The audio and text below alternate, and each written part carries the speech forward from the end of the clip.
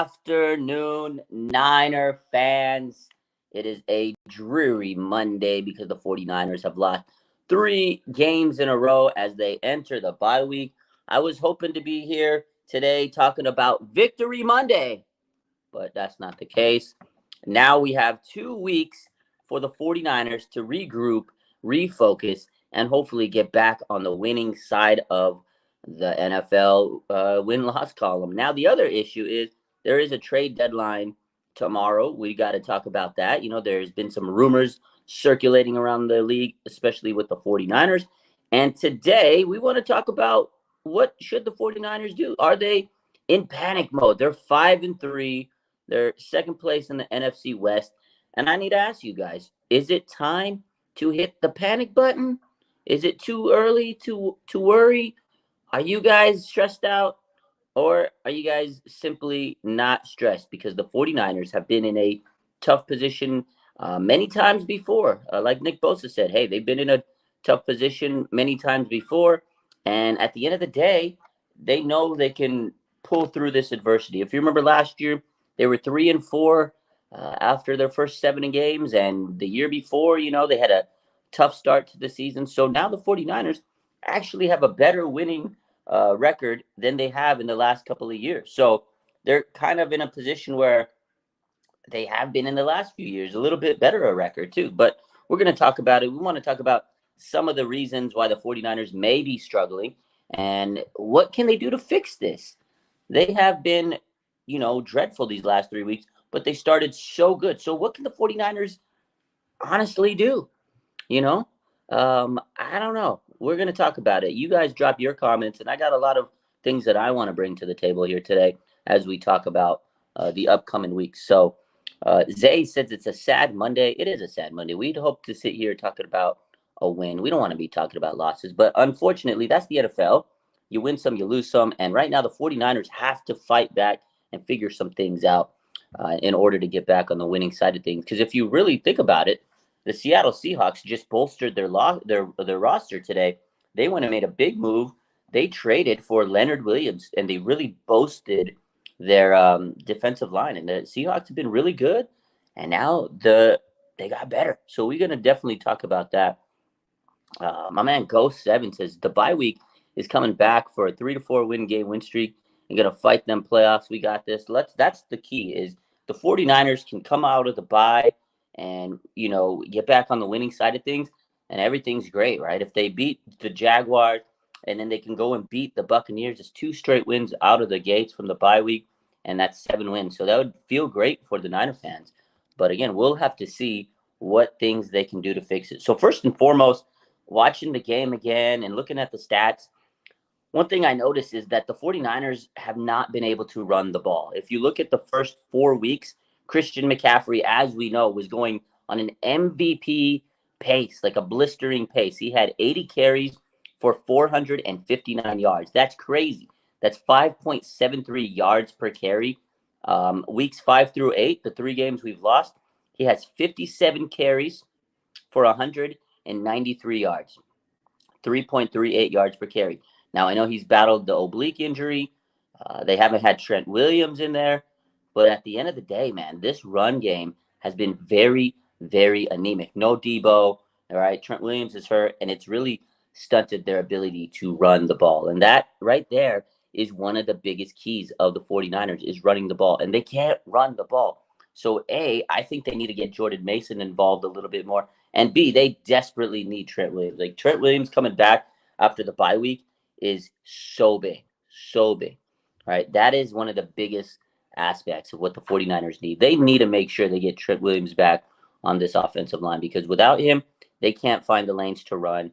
Jalen Moore, Colton McKivitz, they're not the same as Trent Williams. They have some moments, but those 2 guys are definitely not Trent Williams, and they need to be able to run the ball. And, of course, Deebo Samuel not being there is a huge loss to the 49ers offense. We know how important he is, and if you didn't realize before, I think you realize now just how important Debo is to Kyle Shanahan's offense. But yeah, running the ball, that's something the 49ers have to reestablish. That is the key to this offense. And George Kittle said it last night, they haven't been able to run the ball. Those zone reads and everything like that, being able to run effectively opens everything else, right? It opens up the play action. It opens up the pass game. Everything you think about the 49ers need starts with the run game, and they just haven't been able to do it. And maybe Christian McCaffrey's tired. I mean, give him a break here and there, right? They've been running this man every single play. The week against the Vikings, he played every single snap on offense. This week, I think he missed maybe like 2 or 3 snaps. That's about it. Like, they need to give him a few plays off and let Jordan Mason run. Now, Elijah Mitchell's gotten a few carries here and there, but he's been ineffective. I say give Jordan Mason a couple more carries. I mean, it's not going to hurt. It's not going to hurt, you know? It's been frustrating. And, another thing that the 49ers are struggling with is the offensive line, right? We just talked about no Trent Williams, but it's just the whole offensive line in general, right? So last night, the 49ers pressures allowed. If you take a look at the pressures, Jake Brendel allowed 3 pressures. Spencer Burford allowed 3 pressures. Jalen Moore allowed 2. Aaron Banks allowed 2. And Colton McKivitz allowed 1 pressure. This offensive line is struggling to protect. They can't run block. And, Spencer Burford, who I absolutely love, and he had a great rookie season last year. This year, he kind of regressed. He's in a sophomore slump if you really look about it, if you really think about it. But the run blocking was actually worse than the pass blocking overall. But at the same time, the pass blocking wasn't great last night. And these guys have been allowing pressures. They have just been struggling. And I don't know, Spencer Burford, not only is he having a hard time, keeping his blocks up and preventing pressures, he's also committing a lot of penalties. So I don't know. Maybe they need to put John Feliciano in. He's a veteran on this team. He's been a starter for other teams before. I feel like John Feliciano maybe needs to step in. He could play guard. He could play center. He's kind of that Dan Brunskill, versatile role. And I'm starting to think that maybe they need to shuffle their offensive lineup a little bit and move, Feliciano into the starting. I don't know if he should play center. I don't know if he should play right guard. But Jake Brendel just hasn't had that pop. And Spencer Burford has definitely declined this year. That's the way I look at it. I think that John Feliciano at center or guard would be a huge move for the 49ers. They got to do something because this offensive line is not protecting. They're just not blocking for Christian McCaffrey in this run game. And if you can't block in Kyle Shanahan's scheme, if you can't open up the run game, the offense is not going to work. And they're only scoring 17 points these last 3 games, right? You need to get the run game going, get Jordan Mason on the field, figure out this offensive line because it's not going the way it needs to go. It's not going the way it needs to go. Agent E says, no panic. They're going to be fine. So, yeah, I don't think we panic, but it's only if they make these moves. They got to figure something out. Again, they got to get the run game going. You got to figure something out with the offensive line. And like I said, put CMC, flex him out a few plays. Give him a few plays off.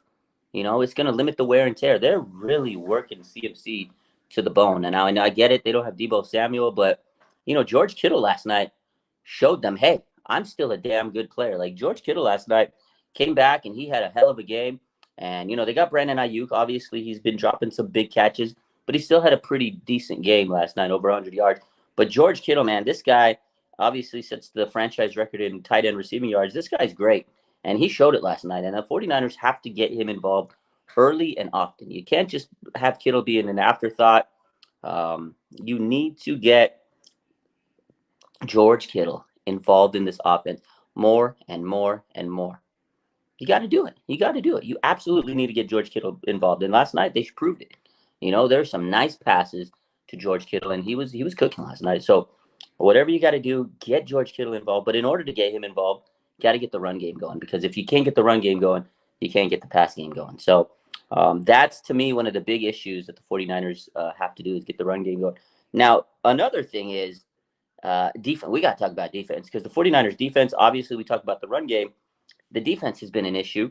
They missed 13 tackles last night. 13 tackles against the Bengals were missed. 13. Now, let me put this in perspective. In the past 3 weeks, 3 losses, the 49ers missed 32 tackles. For these last 3 games, they've missed 32. In the prior 3 weeks, 3 weeks before that, the 49ers missed 9 tackles. So in the last 3 weeks, you missed 32. And then 3 weeks before that, you missed 9. That's a huge difference. They are missing tackles. I think the defense is tired. They're playing too aggressive, right? They're making this. They're trying to blitz a lot. Steve Wilkes is putting them in just weird positions. Players are out of positions. They're blitzing. They're playing this weird soft coverage, and then they try to switch to man, and they have no identity on defense. Today, Richard Sherman, I don't know if you saw Richard Sherman today. He says there's no question Kyle Shanahan will consider relieving Steve Wilkes of his play calling duties. He ripped him. He absolutely ripped him. The 49ers can't stop the run. They can't get pressure on the quarterback. They are not doing anything. And when you can't get pressure on the quarterback, your secondary is going to be pressured all night. So the 49ers defense has been a complete shell of itself. And I think it starts with Steve Wilkes. We've talked about that before. It is looking pretty bad right now. The 49ers defense just has no identity. You have all these highly paid players, Nick Bosa, Javon Hargrave, Arik Armstead, and there's nothing to be found with them. They're not getting pressures at the rate that they were before. They're not turning those pressures into sacks, because sometimes they do get pressure. Like Nick Bosa had 9 last night, but where's the sacks coming? You saw last night, right? In the first quarter, Nick Bosa and Armstead, they had Joey Burrow dead to rights. They had him in their hands, and he escapes. Like, why is that happening? Like, that play to me was crazy. They had him sacked dead to rights, and then Burrow escapes it, and he completed the pass. Like, that to me is crazy. Missing tackles. Those two big misses were the theme of this defense. They're just not wrapping up. They're not finishing the job. They are struggling to finish the job. Dre Greenlaw missing tackles. Talanoa Hufanga missing tackles. And those two are some of the best tacklers on this team. They're missing tackles left and right. That's definitely an issue. Definitely an issue. And not only is it their defensive line, but their cornerbacks. We talked about, earlier today that Jalen Johnson might be a trade interest for them. They got to do it. They need a trade for Jalen Johnson, because listen to this. Isaiah Oliver has allowed 100% completion percentage when targeted in 4 consecutive games. In the last 4 games, every time they throw to Isaiah Oliver's side, they complete a pass. That is crazy. 100% completion percentage when targeted. 8 receptions on 8 targets. Isaiah Oliver, he's allowed 8 catches on 8 targets for 71 yards and 2 touchdowns against the Bengals. That's just on the Bengals alone. 8 catches, 8 targets, 71 yards, 2 touchdowns last night. That is so bad. He's allowed 35 out of 40 completions. So 40 throws on his side. He's allowed 35 of them. That's the second worst in the NFL among cornerbacks. His completion percentage. That is bad. Isaiah Oliver has been a liability in coverage. He can't tackle either.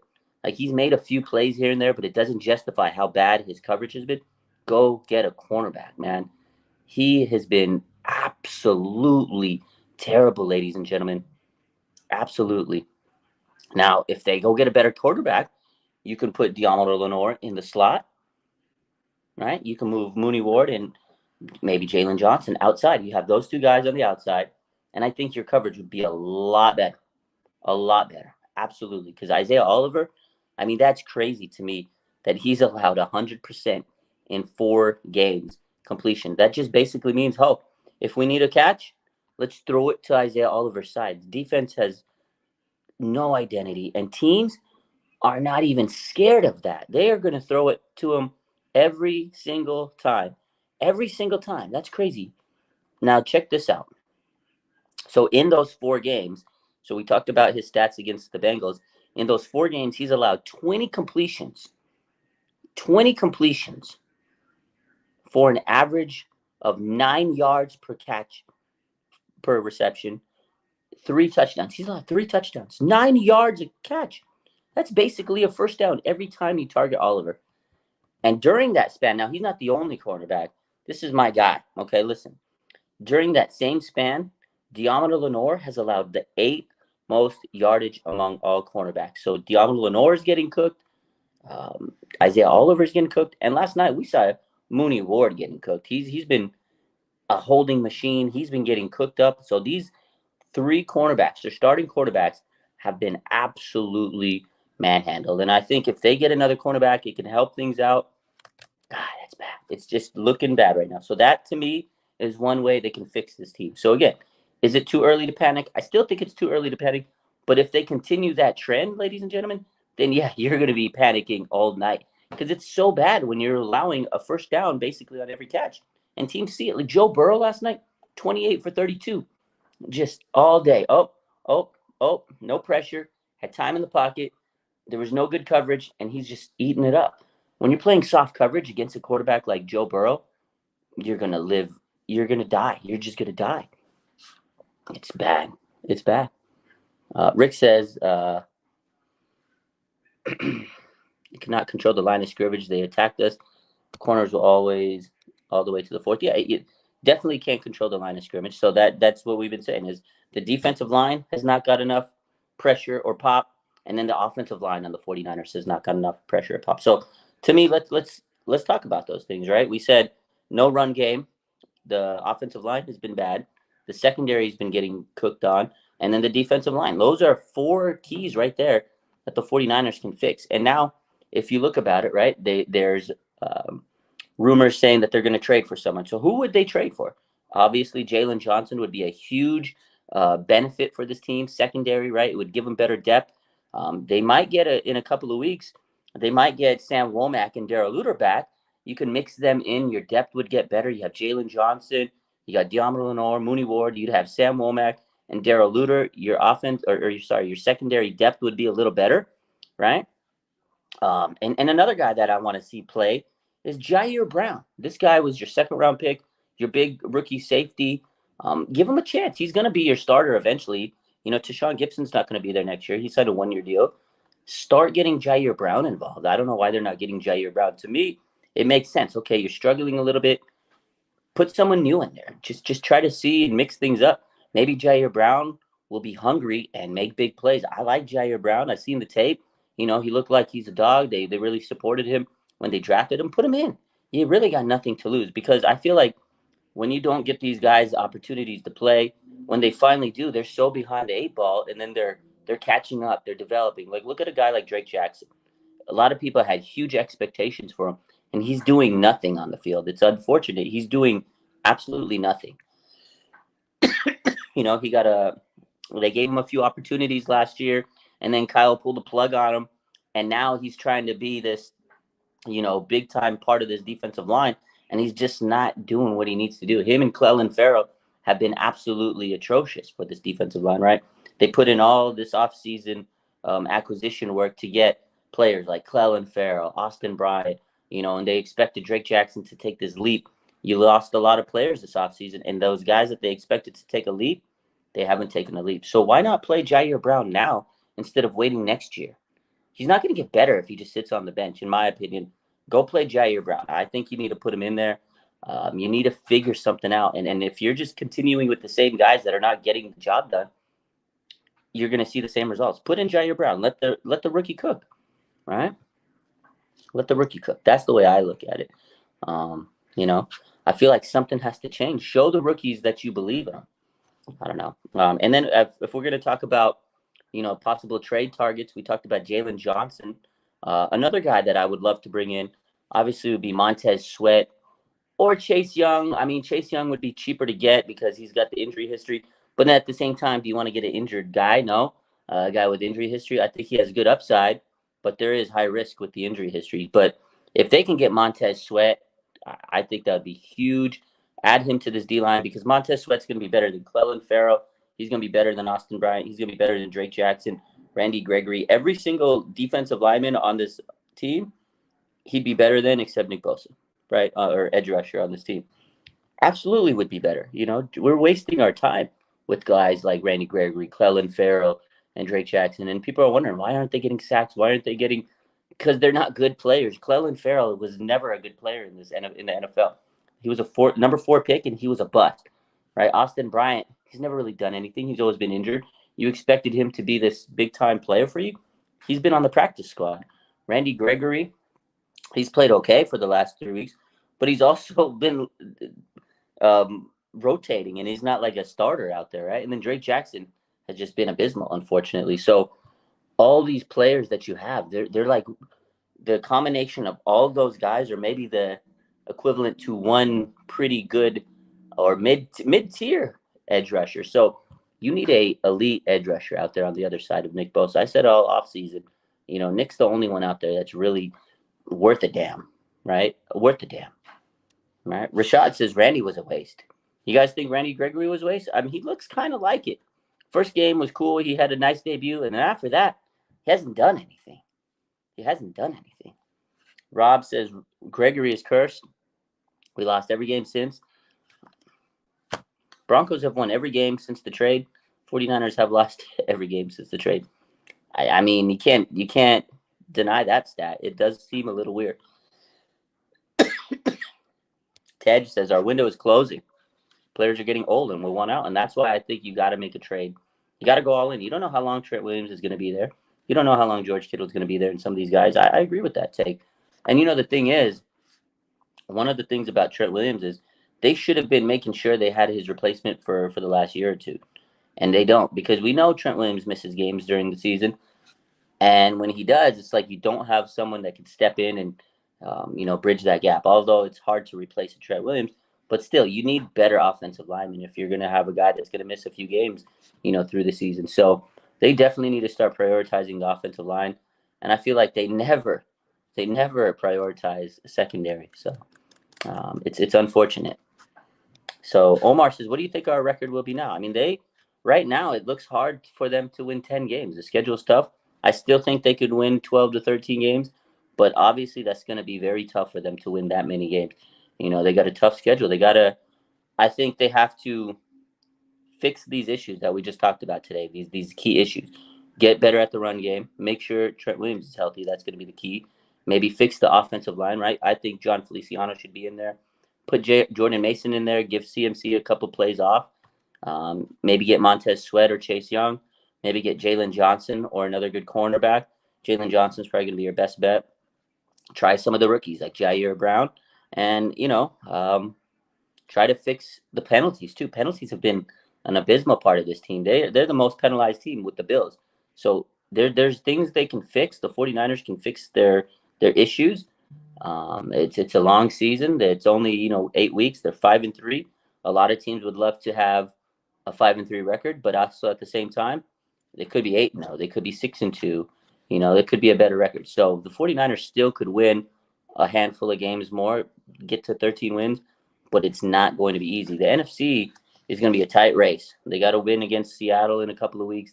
Their schedules, the 49ers schedule is going to be tough, but a lot of teams' schedule is tough. So I could still see them winning 13 games, but at worst case scenario, 9 or 10 games might be the reality. If they can continue to play like this, right? If their defense is playing poor, if they're getting penalties, if they're turning the ball over, it's going to be an ugly season. So, yeah, Rick says they got to play the Jaguars, Seattle, Arizona, and the Rams. I'm not worried about Arizona and the Rams, but you never know. Any given Sunday, Seattle's going to be tough. The Jaguars are going to be tough. Philadelphia is going to be tough. They play the Ravens, teams like that. Randy says, Brock, you rock. Brock Purdy is having a little bit of growing pains now. He's hit his rookie wall. If you really think about it, he's basically still a first-year quarterback in terms of games played, maybe entering that second season, right? So at some point, young quarterbacks hit that wall, and I think right now Brock Purdy has hit that wall. And it's unfortunate, but I think he could get better. He could bounce out. There's been a lot of film on Brock Purdy, and I think teams are seeing that film, and they're figuring him out. And now he has to evolve his game. What can Brock Purdy do to make himself better? Every quarterback goes through these, phases, and he has to learn to evolve. If he can't get past this phase and he lets teams get the best of them every week, then he's not going to be the franchise quarterback. So this is a tough spot in Brock Purdy's career. I still think he has a lot of football left in him, and I think he can be a great quarterback for this team and be the franchise we all thought. But I think our expectations were so high coming into the season. And it's happened before for the 49ers. I think Brock can still be great because we've seen great things from him. But, the film catches up, and eventually once that does, now you got to elevate your game. Kyle Shanahan has to make things easier for him. Again, it is tough to see this offense without the run game. I think that's a big key to helping Brock Purdy get back to reality. But he's got to fix it fast. And if he doesn't, the media is going to come for his neck, because 49ers and quarterbacks, media loves to take him down, tear him down. But at the same time, if he isn't that guy, we're going to find out real quick. He can't keep losing games for a Super Bowl team. He's got to figure it out. He's got to make less mistakes and, learn from this. I think he's learning a lot. I think he does say the right things. I think he's made good plays here and there. Like, those first 3 quarters were great. But once the lead gets away from him, he hasn't been able to take this team and lead them back. That's one thing we've seen right now consistently. He hasn't been able to lead a team back. I know the Browns game, he brought him down that final drive, and then Moody sold with the kick, but he hasn't won a game coming back. He's usually been really good with the lead, but then once the lead slips away from him, he hasn't been able to put up the same type of stats. So he's got to evolve and get better when the team is down, right?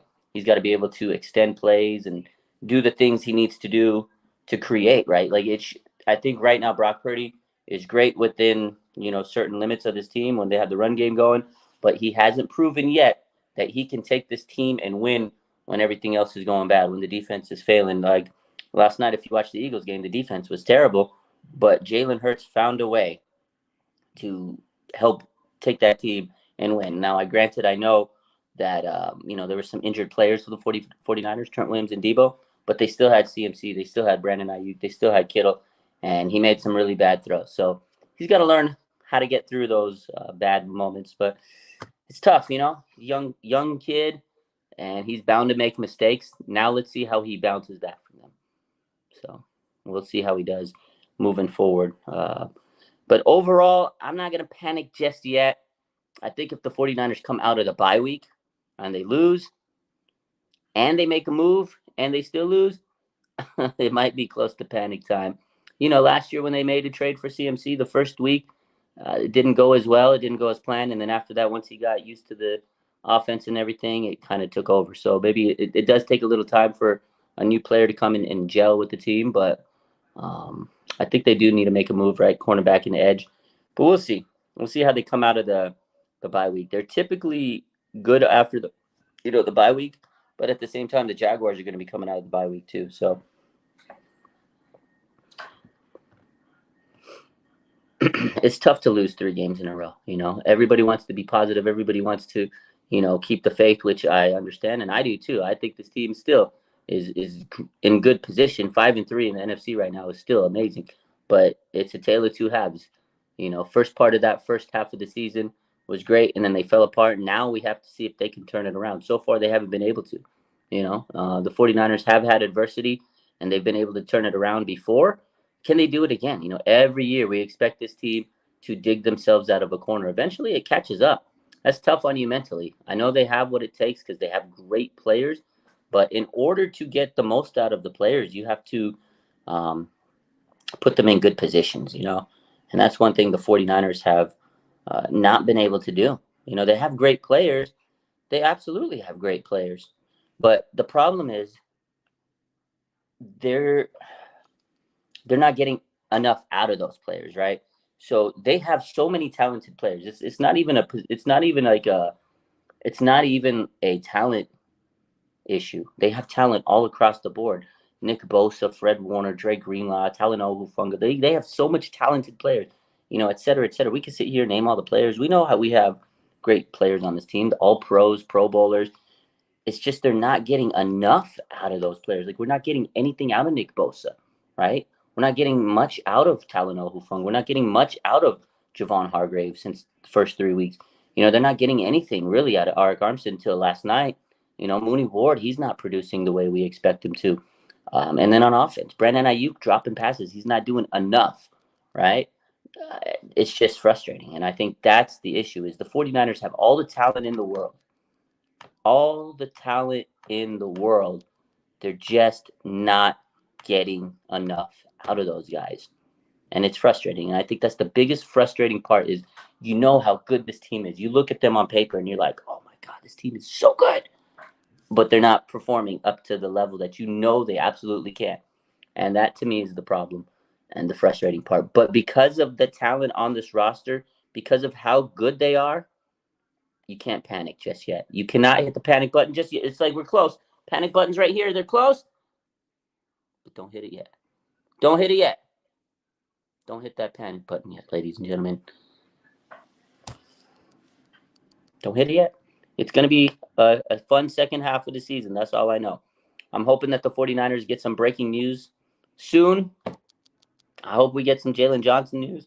I hope we get some Montez Sweat news. I hope the 49ers make a big trade, because one last thing I want to talk about is that the Seattle Seahawks, they went all in, ladies and gentlemen. They went in and they traded for Leonard Williams. Leonard Williams is a very good defensive lineman. The Seattle Seahawks have had a really good defense. They got Pete Carroll, who's a great coach. You know, as much as I hate the Seahawks, Pete Carroll's a great coach, and he's really rebuilt this defense. He's made them a tough defense. And the 49ers, in my eyes, have to keep up. They got to keep up with the arms race. They did it last year. They've done it before. But the Seattle Seahawks making this move, I mean, they're all in. They want to win this division. That's a move that tells me that they are serious. They want to win this division. They beat the Browns. 49ers didn't beat the Browns. And now, are they perfect? Absolutely not. Seattle's had some bad losses. They've had some, unfortunate play here and there. Geno Smith's been up and down. But at the same time, that defense looks absolutely amazing right now. It looks great. They got some really good rookies. And you know what? That's a move that tells me that they're serious and they want to win this NFC West. 49ers, I think they need to stay up. And this is John Lynch's move. It's his move. And then the other move, the Eagles, they're making moves. They made 2 moves in the last couple of weeks, right? Julio Jones, I know he's older and he's not Julio Jones of old, but it tells me that they're still trying to make sure they have depth at positions. They bring in a veteran, and then they brought in the all-pro safety last week. So to me, that tells me that they are the team that wants to win this NFC number 1 seed, and the 49ers have to be able to keep up. I think they have to make some moves, have to make some trade. Again, we just said they have so much talent on the roster, but they're not getting enough out of it. I think they have to fix these issues that we talked about today, get another cornerback, get another edge rusher, and prove to people that they still want it. They're hungry. Because, again, I feel like the 49ers have lost their luster, but they need to prove that, we're still ready.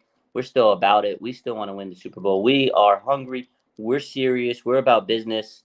And it starts with this trade deadline. They have to keep up with the Seahawks, because the Seahawks, they definitely improved their roster today, getting Leonard Williams. So hopefully the 49ers can make a move and keep up, because that was a huge move, in my opinion.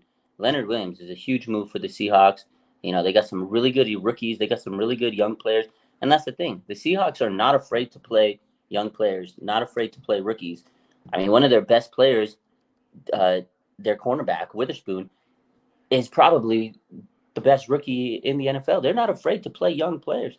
And last year, they had a rookie cornerback who was one of the best in the league. Their 2 cornerbacks are so young, but they're so talented. Pete Carroll's not afraid. Are you going to draft this guy? He's going to play him. That's why you draft him. That is why you draft him, to become a star on your team. And that's what I need to see the 49ers do. They got Jair Brown. Let's play him. Let's see what he's all about. Don't shield him from the world. Don't hide him. Don't hide him like Drake did with his son. Show him to the world, ladies and gentlemen. I want to see Jair Brown. I want to see some of these younger players, Jordan Mason, and I need to see the 49ers make some moves. That's what I feel like needs to happen. Randy Daytona. Yeah, they got Frank Clark too, didn't they, last week or so? 49ers need to make some moves, keep up with these Seahawks, and hopefully these next 2 weeks go well. And I need to hopefully 49ers can get healthy. They need Debo. They need Trent Williams. Absolutely need those 2 guys. They are the heart and soul of this team. They are the bullies. And after these last 2 games, I think we realize how important they are, if you didn't realize before. My man Rob says Huff fell off bad. Yeah, Huff's not been playing good, but I feel like a lot of that is just he's been in bad positions, and I feel like a lot of that is the scheme. I don't think he's being placed in the right positions. He's always out of place, and yeah, I think that's causing him to have lapses in his play. Mentally, he's just not there, and I think it's because he has no clue where he needs to be on the defense. That, to me, is a Wilkes problem. I think he's putting players in very, very precarious positions. So So we'll see what happens. Hopefully the 49ers make some big moves. I'm waiting. I know we're all on pins and needles. We're on pins and needles, ladies and gentlemen, on if the 49ers are going to make a move. I hope they do. And if they do, we'll be right here talking about it later tonight or tomorrow. You guys have a good rest of your day. Hopefully the week gets better. Appreciate y'all. And make sure you hit that like button. Have a good rest of your day. Take care. Bang, bang. Not a gang.